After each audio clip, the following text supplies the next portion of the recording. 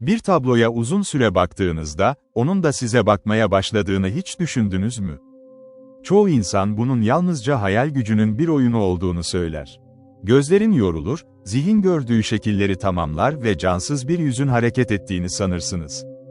Fakat bazen açıklaması olmayan ayrıntılar ortaya çıkar. Aynı gülümseme her gece biraz daha genişler. Gözlerin baktığı yön değişir ya da yıllardır duvarda asılı duran bir portrede daha önce hiç bulunmayan küçük bir leke belirir. İşte bu hikaye, yalnızca eski bir tablo satın aldığını sanan bir adamın, o tablonun aslında kendisini yıllardır beklediğini anlamasıyla başladı. Eğer geceleri duvarlarınızda asılı duran resimlere bakmaya cesaret ediyorsanız, bu hikayenin sonunda bir daha hiçbir portrenin gözlerine uzun süre bakamayabilirsiniz. İzlanda'nın kasabasında yaşayan Elias Winter. Mesleği gereği insanların değer vermediği eski eşyaların peşinden koşan bir antika uzmanıydı. 40 yaşına yaklaşmış olmasına rağmen yalnız yaşamayı tercih ediyor. Günlerini ahşap kokan depolarda, yıllardır açılmamış sandıklarda ve unutulmuş malikanelerde geçiriyordu. Onun için her eski eşyanın anlattığı sessiz bir hikaye vardı. Çoğu zaman kırık bir saat, paslanmış bir pusula ya da çatlamış bir porselen fincan bile sahibinin yaşamından izler taşıyordu. Fakat Elias'ın tek bir kuralı vardı. İnsan yüzü bulunan hiçbir tabloyu satın almazdı. Bunun mantıklı bir açıklaması yoktu. Çocukluğundan beri portrelerin gözlerinden rahatsız olur. Geceleri odasında asılı duran bir resmin kendisini izlediği hissinden kurtulamazdı. Bu yüzden müşterileri ne kadar ısrar ederse etsin, portreleri yalnızca inceler, değer biçer ve başka koleksiyonerlere yönlendirirdi. Bir sabah erkenden telefonu çaldığında havanın gri bulutlarla kaplı olduğu, denizden yükselen sisin bütün kasabayı örttüğü saatlerdi. Arayan kişi, kasabanın dışında yıllardır boş duran eski bir malikanenin yeni sahibi olan Henrik Sorun'du. Yaşlı malikaneyi satın almış. İçindeki eşyaları açık artırmaya çıkarmadan önce uzman görüşü almak istiyordu. Elias, kahvesini yarım bırakıp aracına bindi ve dar yolları takip ederek malikaneye ulaştı. Yapı, siyaha dönmüş ahşap duvarları ve rüzgarın salladığı kırık panjurlarıyla yıllardır kimsenin yaşamadığını belli ediyordu. Henrik kapıda onu karşılayıp kısa bir selam verdikten sonra, içeride yüzlerce eşya var. Ama özellikle çatı katındaki bir tabloyu kimse indirmek istemedi. İşçiler garip olduğunu söylüyor, dedi. Elias hafifçe gülümsedi. Eski evlerde çalışan işçilerin batıl inançlarını defalarca duymuştu. Kimi aynalardan korkuyor, kimi oyuncak bebekleri lanetli sanıyordu. Bunun da benzer bir söylenti olduğunu düşündü. Malikanenin odalarını tek tek dolaşırken beklediğinden daha değerli parçalar buldu. El işçiliği masalar, gümüş şamdanlar, 100 yılı aşkın geçmişe sahip saatler ve Avrupa'nın farklı ülkelerinden getirildiği belli olan mobilyalar hala oldukça iyi durumdaydı. Notlarını alırken üst kata çıkan dar merdivene yöneldi. Ahşap basamaklar her adımında uzun bir inilti çıkarıyor. Çatının arasından süzülen rüzgar evin içinde dolaşıyordu. Son basamağa ulaştığında karşısına çıkan küçük kapının üzerinde paslanmış eski bir kilit duruyordu. Henrik anahtarı uzatırken istemsizce fısıldadı. "Ben olsam açmazdım." Elias alaycı bir ifadeyle anahtarı çevirdi. Kapı ağır ağır açıldığında içeride yalnızca tek bir pencerenin aydınlattığı geniş bir çatı odası vardı. Toz, havada ince bir sis gibi dolaşıyor. Odanın tam karşı duvarında koyu renkli kalın bir kumaşla örtülmüş büyük bir cisim duruyordu. Merakı ağır bastı. Kumaşın kenarını tuttu ve tek hamlede aşağı çekti. Toz bulutu havaya yükselirken karşısında yaklaşık 2 metre boyunda, koyu ceviz çerçeveli eski bir portre belirdi. Tabloda 50'li yaşlarında olduğu düşünülen, siyah takım elbise giymiş. Omuzlarına kadar uzanan gri saçlı bir adam resmedilmişti. Adamın yüzünde ne tam bir gülümseme ne de öfke vardı. İnsanı rahatsız eden, açıklanması zor bir ifade taşıyordu. En dikkat çekici ayrıntı ise gözleriydi. Ressam, irislere öyle bir derinlik vermişti ki hangi açıdan bakılırsa bakılsın adam doğrudan karşısındakine bakıyormuş hissi oluşuyordu. Elias istemsizce birkaç adım geri çekildi. Yıllardır portrelerden uzak duran biri olmasına rağmen bu tabloyu incelemekten kendini alamıyordu. Çerçevenin alt kısmındaki metal plakada yalnızca tek bir kelime yazıyordu. Alarik. Henrik sessizce yanına geldi. Eski malikanenin ilk sahibinin adı bu değildi. dedi. Elias şaşkınlıkla plakaya baktı. Peki kim? Henrik omuz silkti. Bilmiyorum. Kasabadaki en yaşlı insanlar bile bu portrenin evde hep bulunduğunu söylüyor. Kim çizdi, kimi çizdi, kimse bilmiyor. Garip olan başka bir şey daha var. Elias başını çevirdi. Nedir? Henrik derin bir nefes aldı. Bu tabloyu her taşımaya çalışan kişi ertesi gün vazgeçti. Sebebini sordum.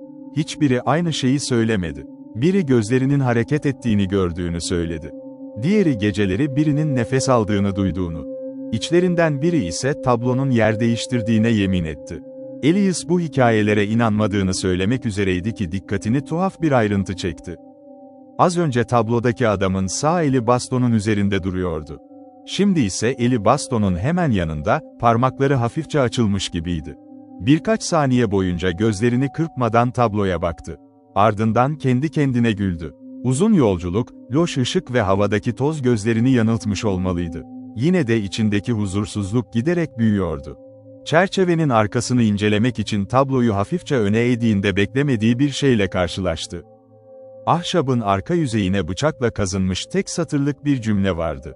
Bana bakmayı bıraktığın an, ben sana yaklaşırım. O anda çatı katındaki pencere büyük bir gürültüyle kapandı. İçerisi karanlığa gömülürken odada yankılanan ses ne rüzgara ne de eski ahşabın gıcırtısına benziyordu. Sanki biri, tam Elias'ın kulağının dibinde çok yavaş bir nefes almıştı. Elias bütün refleksiyle arkasına döndü. Odanın karanlığı gözlerini birkaç saniyeliğine kör etmişti. Pencerenin aniden kapanmasıyla içeri süzülen tek ışık da kesilmiş. Çatı katı yalnızca kapının altından sızan solgun aydınlıkla görünür hale gelmişti.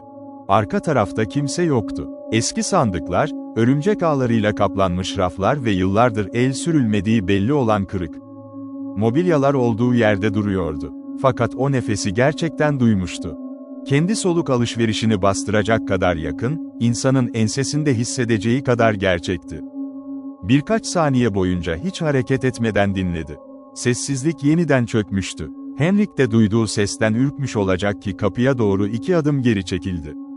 "Rüzgar," dedi, ama sesindeki tereddüt bunu kendisinin bile söylemediğini gösteriyordu. Elias yeniden tabloya baktığında arka yüzeyde kazılı duran cümleyi parmaklarıyla yokladı. Yazı eskiydi. Ahşabın lifleri keskin bir bıçakla oyulmuş, ardından yılların nemiyle koyulaşmıştı. Bu bir şaka olamayacak kadar eskimeşti. Aşağı indiklerinde Henrik, işçilerin tabloyu taşımayı reddettiğini bir kez daha söyledi.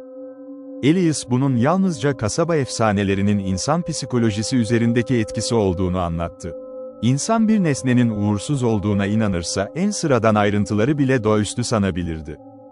Fakat bunu anlatırken bile zihni sürekli çatı katındaki portreye dönüyordu. O bakışlar, ressamın fırça darbeleri olağanüstüydü. Gözlerdeki ışık, yanaktan süzülen gölgeler ve yüz kaslarının neredeyse canlıymış gibi duran ifadesi. Sıradan bir sanatçının işi olamazdı.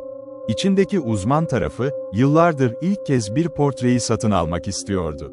Mantığı bunun yalnızca maddi değer taşıyan eski bir eser olduğunu söylüyor. Çocukluğundan beri içinde yaşayan o anlamsız korku ise uzak durmasını fısıldıyordu. Malikaneden ayrılmadan hemen önce Henrik'e dönerek sakin bir sesle, "Bu tabloyu da diğer eşyalarla birlikte ben alıyorum," dedi. Henrik birkaç saniye sessiz kaldı. Sonra şaşkınlıkla gülümsedi. "Portre toplamadığını sanıyordum." Elias anahtarlığını cebine koyarken, "Ben de öyle sanıyordum," diye karşılık verdi. Tablo akşamüstü dükkanına getirildiğinde hava yeniden sislenmişti. 2 taşıyıcı büyük çerçeveyi güçlükle içeri soktu. Elias, duvarın en uzak köşesine yerleştirilmesini istedi. Taşıyıcılardan biri işi biter bitmez ücretini alıp neredeyse koşarak dışarı çıktı. Diğeri ise giderken bir kez bile tabloya bakmadı. Kapı kapandıktan sonra dükkanın içini yalnızca eski saatlerin düzenli tik-tak sesleri dolduruyordu. Elias kahvesini hazırladı, masasının başına oturdu ve dosyalarını incelemeye başladı. Fakat her birkaç dakikada bir gözleri istemsizce portrenin bulunduğu köşeye kayıyordu.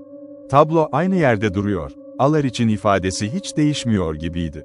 Saatler ilerledikçe dükkan sessizleşti. Dışarıdaki yağmur damlaları cama vuruyor, rüzgar tabelayı hafifçe sallıyordu. Gece yarısına doğru eve gitmek üzere ayağa kalktığında dükkandaki bütün lambaları kapattı. Tam kapıya yönelmişti ki karanlığın içinden ince bir çıtırtı duyuldu. Ahşap çerçeveden gelen sıradan bir genleşme sesi olabilirdi. Ama hemen ardından ikinci bir ses geldi. Bu kez çok daha belirgindi. Sanki ağır bir ayakkabı, eski ahşap zemine tek bir adım atmıştı. Elias hızla ışıkları yeniden yaktı. Dükkanın içinde hiçbir değişiklik yoktu. Saatler yerindeydi. Raflar aynıydı. Portrede duvara yaslanmış duruyordu. Fakat birkaç saniye sonra nefesi kesildi. Tablodaki adamın bastonunun ucu artık zemine değil, hafifçe yana dönük görünüyordu. Sabah malikanede baston tam karşıya bakıyordu. Elias gözlerini ovuşturdu. Çerçeveye yaklaşıp fotoğrafını çekti. Sonra telefonundaki görüntüyü dikkatlice inceledi. Fotoğrafta baston gerçekten yana dönüktü. Hafızasının kendisini yanıltmış olabileceğini düşündü. İnsan zihni ayrıntıları kolayca değiştirir, olmayan şeyleri olmuş gibi hatırlayabilirdi. Kendi kendine bunu defalarca tekrar etti. Ardından ışıkları yeniden kapatıp dükkandan çıktı. O gece uyuması beklediğinden daha uzun sürdü. Sabah olduğunda gördüğü rüyayı bütün ayrıntılarıyla hatırlıyordu. Sisle kaplı uzun bir koridorda yürüyordu. Koridorun iki yanında yüzlerce portre asılıydı. Hepsindeki insanlar aynı kişiydi, Alaric. Fakat her tabloda biraz daha yaşlanıyor, biraz daha yaklaşmış görünüyordu. Koridorun sonunda duran son portrede ise çerçevenin içinde Alaric değil, kendisi vardı. Kendi yüzüne baktığında resimdeki Elias yavaşça gülümsedi. O sırada kulağına alçak bir erkek sesi fısıldadı. "Sıra sende." Elias irkilerek uyandı. Odanın içinde kimse yoktu. Telefonuna baktığında saat sabah 5'i 12 geçiyordu. Tam yatağından kalkacakken salondan hafif bir tıkırtı geldi. Evinde tablo bulunmadığını hatırlayınca rahatladı. Portre hala dükkandaydı. Muhtemelen kalorifer borularından gelen sıradan bir sesti. Kendini buna inandırarak yeniden uyumaya çalıştı. Sabah dükkanına vardığında kapının kilidinde herhangi bir zorlama izi yoktu. İçeri girdiğinde her şey ilk bakışta normal görünüyordu. Ancak masasının üzerindeki not defteri yere düşmüş, çekmecelerden biri hafifçe aralanmıştı. Elias bunları önceki akşam aceleyle çıkarken kendisinin yapmış olabileceğini düşündü. Daha sonra gözü portrenin bulunduğu köşeye kaydı. Kalbi birkaç saniyeliğine duracak gibi oldu. Tablo artık duvara yaslanmıyordu. Çerçeve dümdüz durmuş, sanki biri onu özenle doğrultmuştu. Oysa gece çıkmadan önce alt kısmına küçük bir tahta takoz koymuş. Kaymaması için hafif eğik bırakmıştı. Takoz ise hala yerde duruyordu. Hiç kimse içeri girmemişti. Kamera kayıtlarını açtı. Güvenlik sistemi gece boyunca kesintisiz çalışmıştı. Saatlerce görüntüleri izledi. İlk saatlerde hiçbir hareket yoktu. Fakat tam 3:17'de görüntü bir saniyeliğine parazitlendi. Ekran beyaz çizgilerle kaplandı. Parazit geçtiğinde kameranın açısı değişmemişti, dükkan da aynı görünüyordu. Yalnızca tek bir ayrıntı farklıydı. Portre artık eğik değil, dimdik duruyordu. Kameralar o bir saniyelik boşlukta hiçbir şey kaydetmemişti. Elias videoyu defalarca izledi. Teknolojik bir arıza olabilirdi. Fakat görüntünün sonunda fark ettiği ayrıntı, içini buz gibi yaptı. Kameranın çözünürlüğü düşük olmasına rağmen tablodaki adamın yüzü seçilebiliyordu. İlk kayıtta Alaric'in dudakları tamamen düzdü. Parazitten sonraki karede ise ağzının sol köşesi belli belirsiz yukarı kıvrılmıştı. Sanki onu izleyen birinin korkusunu ilk kez görmüş ve bundan memnun olmuş gibi. Elias videoyu durdurup ekranı son karede dondurdu. Gözlerini monitöre iyice yaklaştırdı, görüntüyü büyüttü. Kontrastı artırdı ve piksel piksel incelemeye başladı. Yüzlerce kez sahte eser tespit etmiş. Eski tabloların üzerindeki en küçük fırça izlerini bile ayırt etmiş bir uzmandı. İnsan zihninin ayrıntıları yanlış yorumlayabileceğini biliyordu. Fakat burada gördüğü şey yalnızca bir his değildi. Dudak çizgisi gerçekten değişmiş görünüyordu. Bunun kamera sıkıştırmasından kaynaklanan bir bozulma olabileceğini düşündü. Aynı görüntüyü farklı bir bilgisayarda açtı, ardından telefonuna aktardı. Sonuç değişmedi. İki görüntü yan yana konulduğunda Alaric'in ifadesi ilk kareye göre çok hafif de olsa farklıydı. Değişim o kadar küçüktü ki çoğu insan fark etmeyebilirdi. Ama Elias'ın mesleği tam da bu tür ayrıntıları görmek üzerine kuruluydu. Ekranı kapattığında ensesinde yeniden o tanıdık ağırlığı hissetti. Sanki biri sessizce arkasında duruyor, nefes almadan onu izliyordu. Yavaşça döndü. Portre dükkanın öbür ucunda, olduğu yerde duruyordu. Aralarındaki mesafe en az 10 metreydi. Buna rağmen Elias, Alariç'in gözlerindeki yansımanın değiştiğini fark etti. Sabah güneşi vitrinden içeri vuruyor. Dükkanın içindeki nesnelerin üzerine uzun gölgeler düşürüyordu. Işığın geliş açısına göre tabloda da gölgeler değişmeliydi. Ancak Alariç'in göz bebeklerinde oluşan küçük parlaklık tam Elias'ın bulunduğu noktayı gösteriyordu. Adam hangi açıdan bakarsa baksın, ışık sanki onun bulunduğu yere göre şekilleniyordu. Elias bunu açıklayabilmek için dükkanın içinde dolaşmaya başladı. Sağa geçti, sola geçti, hatta tablonun yanına kadar yürüdü. Gözlerdeki yansıma her seferinde onun konumuna uyum sağlıyordu. Ressamın olağanüstü bir teknik kullanmış olabileceğini düşündü ama içindeki huzursuzluk artık mantığın önüne geçmeye başlamıştı. O gün öğleden sonra kasabanın kütüphanesine gitti. Seyis Führer'un 100 yılı aşkın gazete arşivleri ve eski tapu kayıtları bodrum katta saklanıyordu. Saatler boyunca malikanenin geçmişini araştırdı.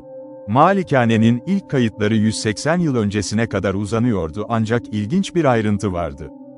Ev birçok kez el değiştirmişti fakat hiçbir belgede Alaric adına rastlanmıyordu.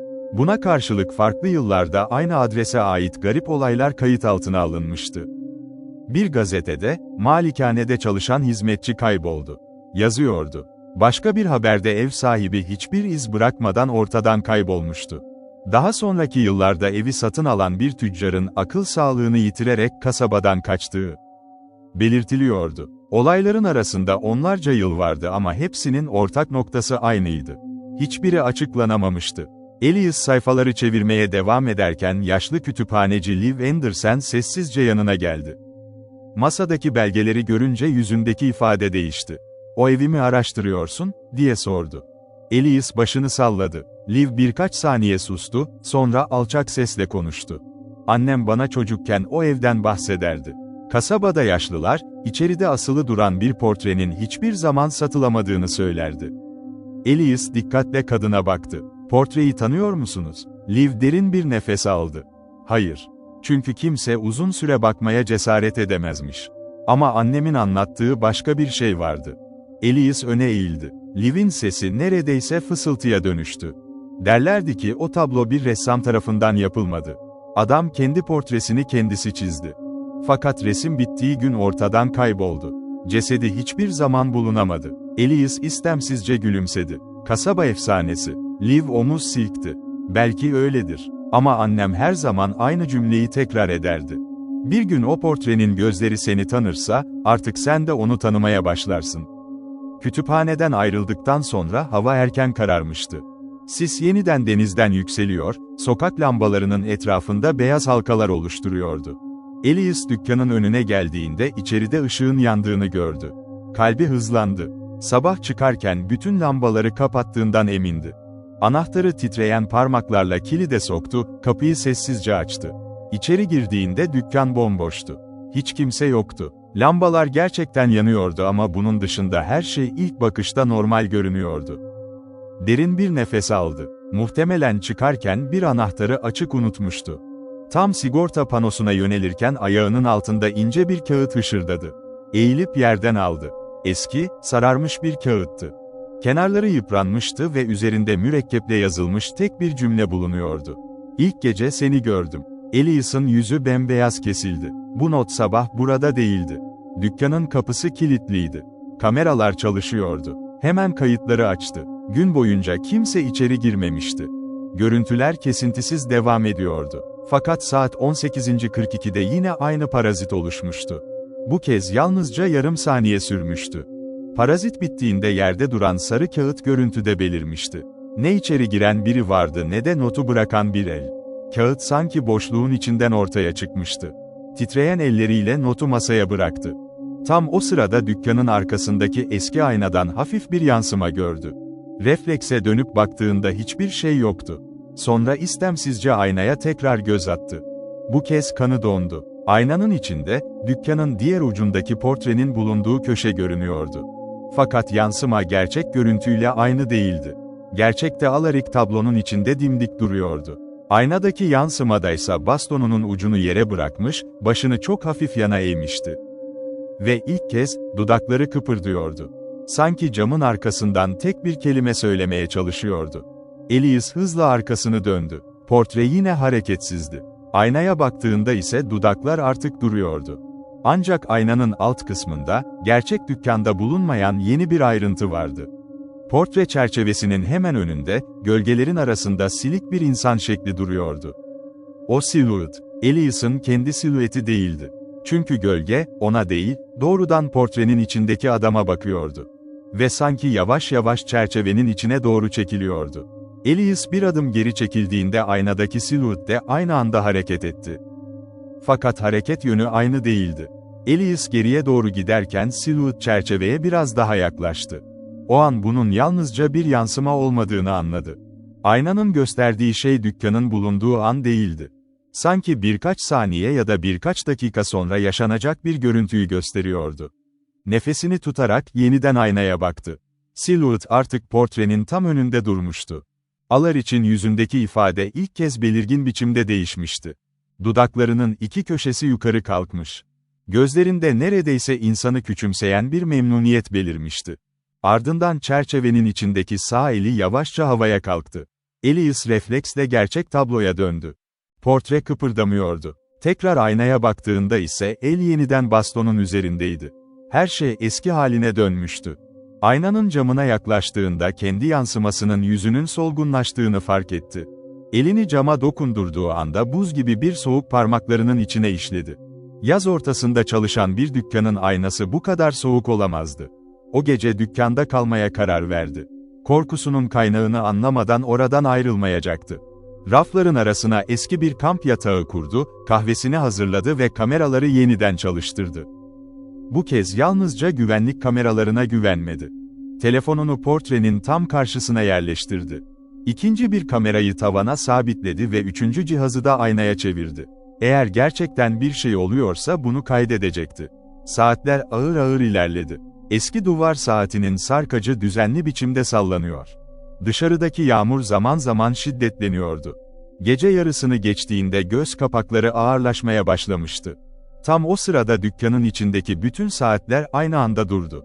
Tik-tak sesleri bir anda kesilince oluşan sessizlik kulaklarını uğuldatacak kadar derinleşti. Elias başını kaldırdı. O an dükkanın içinde başka bir ses duyuldu. Ahşap zeminde yankılanan yavaş, ölçülü ayak sesleri. Tak. Birkaç saniye sessizlik. Tak. Ses portrenin bulunduğu köşeden geliyordu. Elias el fenerini kaptı ve ışığı doğrudan tabloya tuttu. Çerçevenin önünde kimse yoktu. Fakat ayak sesleri kesilmedi. Bu kez ses, sanki tablonun arkasından geliyordu. Elias bütün cesaretini toplayıp ağır çerçeveyi iki eliyle tuttu ve öne doğru çekti. Arkasında yalnızca eski taş duvar vardı. Ne gizli bir kapı ne de boşluk bulunuyordu. Tam tabloyu yeniden yerine koyacakken el fenerinin ışığı çerçevenin arka yüzeyine takıldı. Daha önce gördüğü yazının hemen altında yeni bir cümle belirmişti. İkinci gece beni dinledin. Elias'ın nefesi kesildi. Buna imkan yoktu. Ahşabın üzerinde böyle bir yazı sabah yoktu. Parmaklarını harflerin üzerinde gezdirdi. Oyuklar eskimiş görünüyordu. Sanki yıllar önce kazınmış, zamanla koyulaşmıştı. Yeni açılmış bir yazıya hiç benzemiyordu. Fakat dün yalnızca tek satır vardı. Şimdi iki satır olmuştu. Yazılar kendi kendine çoğalıyor gibiydi. Sabaha kadar gözüne uyku girmedi. Gün doğduğunda ilk işi telefon ve kamera kayıtlarını incelemek oldu. İlk birkaç saat hiçbir şey görünmüyordu. Ardından saat tam 3:17 olduğunda görüntü yeniden bozuldu. Elias bu kez kare kare ilerledi. Parazitin başlamasından hemen önce fark edilmesi güç, tek karelik bir görüntü vardı. O tek karede portre boştu. Çerçevenin içinde hiç kimse bulunmuyordu. Alaric kaybolmuştu. Bir sonraki kare tamamen beyaz parazitle kaplandı. Görüntü normale döndüğünde ise Alaric yeniden çerçevenin içindeydi. Ancak artık bastonunu iki eliyle tutmuyordu. Sağ eli aşağı sarkmıştı. Sanki birkaç saniyeliğine çerçevenin dışına çıkmış ve geri dönmüş gibiydi. Elias görüntüyü izlerken omuzlarının gerildiğini hissetti. O sırada telefonu çaldı. Arayan Liv Anderson'dı. Kadının sesi her zamankinden daha gergindi. "Sana söylemeyi unuttuğum bir şey var," dedi. Elias sessizce dinledi. "Dün gece eve gidince annemin eski günlüklerini çıkardım. Orada bu portreden bahsediliyor." Elias ayağa kalktı. "Ne yazıyor?" Liv birkaç saniye sustu. Sonra kelimeleri seçerek konuştu. Annem gençken o malikanede hizmetçilik yapan yaşlı bir kadınla tanışmış. Kadın ölmeden önce ona bir sır vermiş. Portre hiçbir zaman aynı kişiyi göstermiyormuş. Elias kaşlarını çattı. Ne demek bu? Liv'in sesi titredi. İlk başta herkes Alarich'i görürmüş. Ama günler geçtikçe resimdeki yüz değişmeye başlarmış. Önce bakışlar benzer, sonra yüz hatları. Sonunda portredeki kişi onu izleyen insana dönüşürmüş.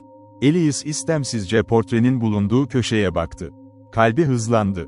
Daha önce dikkat etmediği bir ayrıntı gözüne çarpmıştı. Alarich'in saçları ilk gördüğü kadar uzun görünmüyordu. Çenesi de biraz daha belirgindi.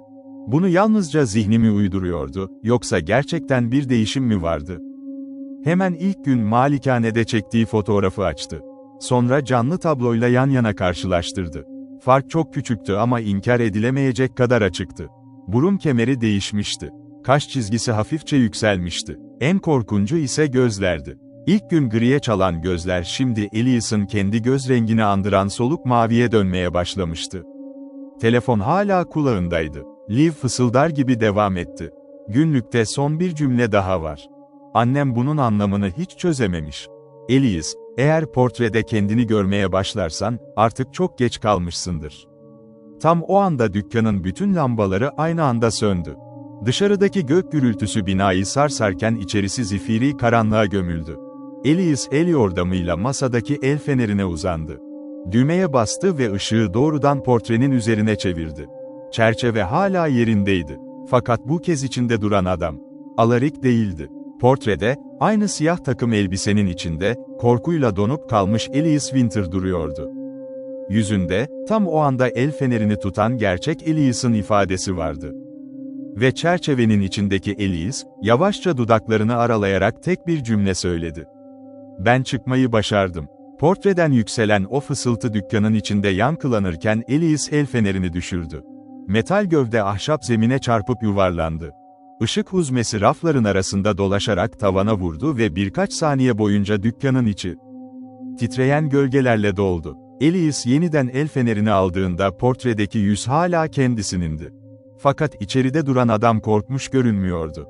Aksine, uzun zamandır beklediği bir ana kavuşmuş gibi sakin ve yorgun bir ifadeyle çerçevenin içinden dışarı bakıyordu. Dudakları ağır ağır hareket etti. Bağırma, kimse seni duyamaz. Elias öfkeyle çerçeveye yumruğunu indirdi. Kalın ceviz ağacı çatlamadı bile. Cam sandığından çok daha sertti. Sanki taşa vurmuştu. Çekiç, levye ve dükkanda bulduğu her ağır aleti kullanarak tabloyu parçalamaya çalıştı. Her darbe dükkanın içinde yankılanıyor, fakat çerçevede tek bir çizik bile oluşmuyordu. En sonunda yorgunluktan dizlerinin üzerine çöktüğünde portredeki Elias usulca gülümsedi. Ben de aynısını yapmıştım. Gerçek Elias'ın nefesi hızlandı. Sen kimsin, diye bağırdı. Portredeki adam birkaç saniye sustu, sonra gözlerini kapattı. Ben, sensin. Ya da sen benim olacaksın.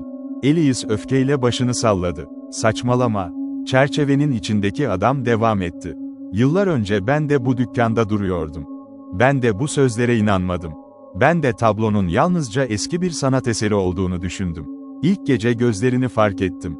İkinci gece sesini duydum. Üçüncü gece kendi yüzümü gördüm. Sonra bir sabah uyandığımda dışarıdaki beden bana ait değildi. Elias donup kaldı. Ne demek istiyorsun? Portredeki adam derin bir nefes aldı. Bu tablo insanları içine hapsetmez. Yer değiştirir. İçeride duran dışarı çıkar. Dışarıdaki ise onun yerine geçer. Elias'ın zihninde son günlerde yaşadığı bütün tuhaflıklar birbiriyle birleşmeye başladı. Aynadaki gecikmeli görüntü, güvenlik kamerasındaki tek karelik boşluk, parazitler. Değişen yüz hatları, bunların hiçbiri tesadüf değildi. Portre yavaş yavaş onu hazırlıyordu. Birinin yerine geçebilmesi için önce ona benzemesi gerekiyordu. İşte bu yüzden Alarich'in yüzü günlerdir değişiyor, giderek Elias'a dönüşüyordu. Gerçek Alaric ise belki de onlarca yıl önce çoktan dışarı çıkmıştı. Elias'ın boğazı düğümlendi. Peki Alaric şimdi nerede? Portredeki adam gözlerini yere indirdi. Bilmiyorum. Belki başka bir isimle yaşadı. Belki yaşlandı. Belki öldü. İçeriden çıkan hiç kimse geçmişini anlatmaz. Çünkü kimse ona inanmaz. Tam o sırada dükkanın kapısı çalındı. Elias irkilerek arkasını döndü. Kapıyı açtığında karşısında Henrik duruyordu. Endişeli görünüyordu. "Işıklarını gece boyunca açık görünce merak ettim," dedi. Elias onu hızla içeri aldı. "Bak," diye bağırdı. "Şuna bak." Henrik portrenin önüne geldi. Uzun süre sessiz kaldı. Sonra kaşlarını çattı. "Neye bakıyorum?" Elias şaşkınlıkla tabloya döndü. Portrede yeniden Alaric vardı. Kendi yüzü kaybolmuştu. Elias'ın dizlerinin bağı çözüldü. "Az önce," diye mırıldandı. Henrik omzuna dokundu. "Bence birkaç gündür uyumuyorsun." Elias kameraları açtı. Kayıtları göstermek istedi. Fakat gece boyunca çekilen bütün görüntüler silinmişti. Hafıza kartlarında yalnızca siyah ekran vardı. Henrik ayrıldıktan sonra dükkan yeniden sessizliğe gömüldü. Elias sabaha kadar portreden gözünü ayırmadı. Gün doğarken aynaya baktığında ilk kez kendi yansımasında küçük bir farklılık gördü. Sol gözünün altında daha önce olmayan ince bir çizgi belirmişti. Aynı çizgi portredeki Alaric'in yüzünde de vardı. Günler geçtikçe bu değişimler hızlandı. Ses tonu kalınlaşmaya başladı. Yazı yazarken kullandığı el alışkanlıkları değişti. En sevdiği kahvenin tadını artık beğenmiyor, çocukluğuna ait bazı anıları hatırlamakta zorlanıyordu. Buna karşılık zihninde hiç yaşamadığı sahneler beliriyordu. Eski bir ressam atölyesi, yağlı boya kokusu, uzun siyah perdeler ve tanımadığı insanların yüzleri. Sanki başka bir hayatın anıları yavaş yavaş kendi hafızasının içine akıyordu. Çaresizlik içinde Liv Andersen'in yanına gitti. Yaşlı kadın günlüğün son sayfalarını bulmuştu. Elias satırları okurken elleri titredi. Günlükte şu cümle yazıyordu: "Portreyi yok etmeye çalışma.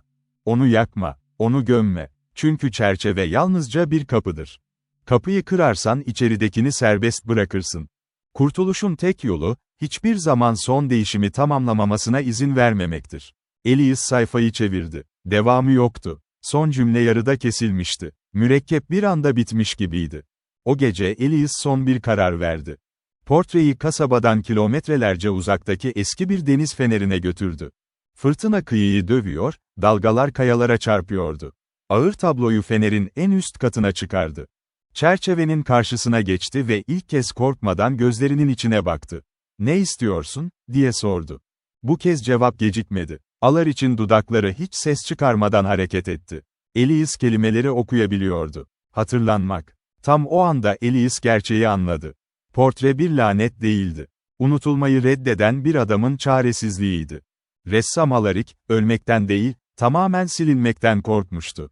Kendi benliğini bir portrenin içine hapsetmiş. Yaşamak için her nesilde başka bir insanın hayatını çalmıştı. Her kurban, bir sonrakini hazırlıyor, zincir hiç kopmuyordu. Elias gözlerini kapattı. Çerçeveyi omuzladı ve deniz fenerinin en üst penceresine doğru yürüdü. Arkasından ince bir ses yükseldi. "Yapma, beni de kendinle götürürsün." Elias durmadı. Bütün gücüyle tabloyu fırtınanın içine fırlattı. Dev çerçeve kayalara çarparak parçalandı. Ardından dev bir dalga yükseldi ve geriye kalan bütün parçaları karanlık denizin içine çekti. Ertesi sabah kıyıda ne çerçeve bulundu ne de tabloya ait tek bir parça. Kasaba halkı, Elias Winter'in dükkanını birkaç hafta sonra kapalı buldu. Kendisinden bir daha haber alınamadı. Polis aylarca arama yaptı, fakat tek bir iz bile bulamadı. Dosya kayıp olarak kapatıldı. Yaklaşık 6 ay sonra, Reykjavik'teki küçük bir sanat galerisine isimsiz eski bir portre getirildi. Galeri sahibi tablonun nereden geldiğini sorunca, teslim eden yaşlı adam yalnızca, "Deniz kıyısında buldum," dedi ve arkasına bakmadan uzaklaştı. Galeri çalışanları tabloyu temizlerken çerçevenin altındaki metal plakayı fark ettiler. Üzerinde tek bir isim yazıyordu: Elias Winter. Portrede siyah takım elbiseli bir adam dimdik duruyordu. Yüzündeki ifade ne tam bir gülümsemeydi ne de öfke. En rahatsız edici ayrıntı ise gözleriydi. Hangi açıdan bakılırsa bakılsın, sanki doğrudan size bakıyordu.